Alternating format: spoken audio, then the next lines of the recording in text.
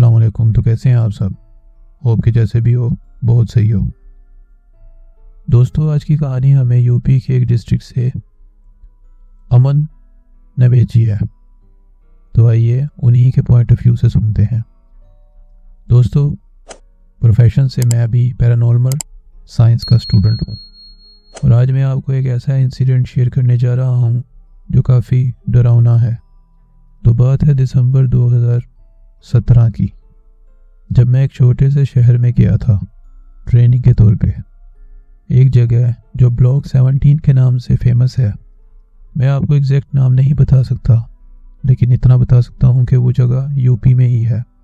कहने को तो वो एक सरकारी बिल्डिंग है, लेकिन शाम 5 बजे के बाद वहाँ एक परिंदा भी नजर नहीं आता।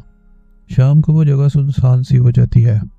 एक्चुअली में बहुत से लोगों का कहना यह है कि उस जगह पे एक चुड़ैल का साया है जो आने जाने वाले लोगों को नुकसान पहुंचाया करती थी और उस जगह पे काफ़ी सारे मर्डर हो चुके हैं। यही सारी बातें सुनकर मैं अपने कोलीग के साथ उस जगह पे रिसर्च करने के लिए निकल गया। जब वहाँ पहुंचा तो एक अजीब सा मनहूस माहौल था वहाँ पर। वहाँ का टेम्परेचर भी काफ़ी गर्म था। हालांकि एक तरफ उसके जंगल था और दूसरी तरफ आबादी का इलाका। हमने अपनी सारी इन्वेस्टिगेशन शुरू कर दी, लेकिन शुरू में ऐसा कुछ नहीं मिला हमें।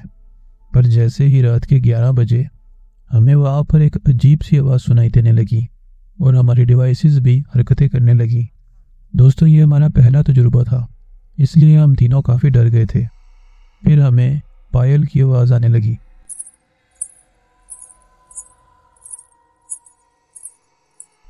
जैसे कि कोई हमारी तरफ आ रहा हो, और तो और ऐसा लगा कि जैसे किसी ने मेरी शर्ट को पकड़ के खींचा हो, जिससे मैं गिरते गिरते बचा।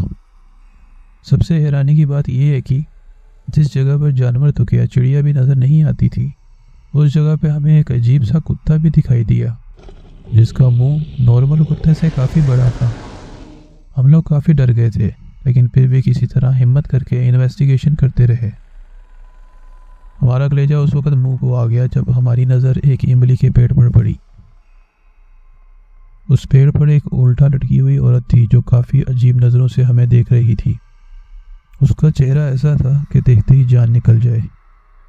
आंखों की जगह काले गड्ढे थे, लंबे दांत और मुंह से गिरता हुआ काला खून, मानो कि अभी हमें देखते ही देखते चीर कर खा जाएगी। तीनों उस जगह पे मानो जम से गए थे। किसी को कुछ समझ में नहीं आ रहा था। फिर एक ऐसी आवाज़ आई जिससे हम तीनों का दिल दहल गया। एक अजीब सी खौफनाक हंसी जिसे मैं आज तक नहीं भूल पाया हूँ।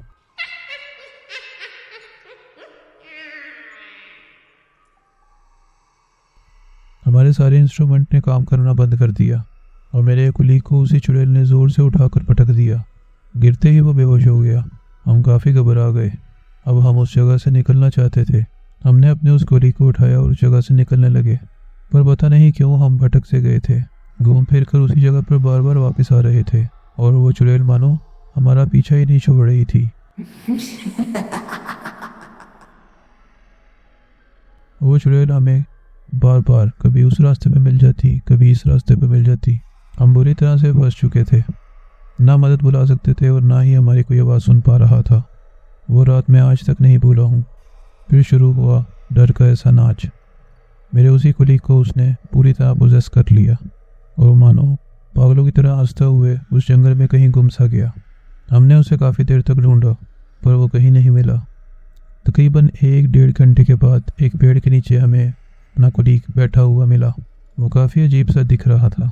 उसने बड़े खौफनाक आवाज़ में मुझसे कहा कि मेरे पास आओ मेरे दोस्त, प्लीज़ मेरी जान बचा लो, वरना ये मुझे मार डालेगी। बस इतना बोल के वो बेहोश हो गया। मैं जैसे तैसे हिम्मत करके उसके पास गया और उसे बड़ी मुश्किल से होश में लाया। हमने सोच लिया कि बाहर में जाए ये इन्वेस्टिगेशन, हमें बस यहाँ से बाहर निकलना है। हम जैसे ही आगे बढ़े वो चुड़ैल अचानक से हमारे सामने आई और बोली कि मैं तुम सबको मार दूंगी और तुम सबका दिल खा जाऊंगी। हम पूरी जान लगाकर वहाँ से भागे। फिर आखिरकार हम उस जगह से निकल गए। उस हादसे के बाद मैंने पैरानॉर्मल साइंस की पढ़ाई ही छोड़ दी।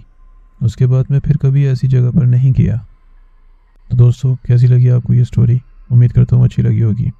अगर आपके साथ भी ऐसा कोई वाक़या पेश आया है तो हमारे साथ शेयर कर सकते हैं। चैनल को लाइक करें, सब्सक्राइब करें और शेयर अपने दोस्तों के साथ ज़रूर करें। मिलते हैं अगली स्टोरी में। अपना बहुत सा ख्याल रखिएगा। अल्लाह हाफिज़।